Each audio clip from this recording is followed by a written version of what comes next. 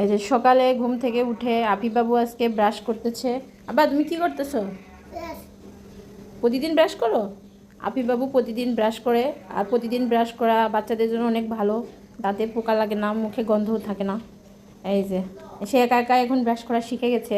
প্রথম অবস্থায় ব্রাশ করতে পারতো না, আমাকে করাই দিতে হতো, এখন ও একাই ব্রাশ করতে পারে। তুমি ব্রাশ করতে পারো? একা একাই পারো? ওরে বাবা, গুড বয়।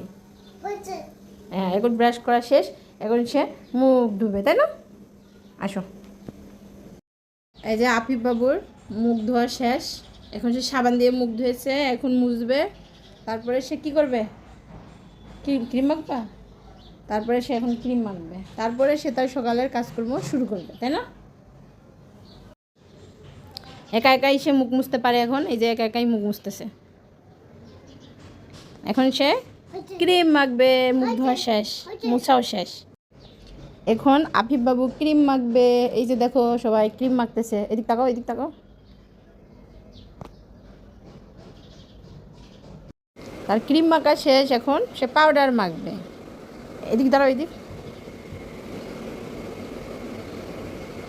মুখ কিছু করো। এভাবেই প্রতিদিন একটার পর একটা কইরা আফিফ বাবুর সকালের রুটিন শুরু হয়। এখন কি করবা বাবা? এখন কি করবা? এখন খেলা না, এখন সে খাবার খাবে, তারপরে সে খেলা করবে। বলো এখন কি করবা? হ্যাঁ আচ্ছা, আমি তোমার খাবার নিয়ে আসি, ওকে?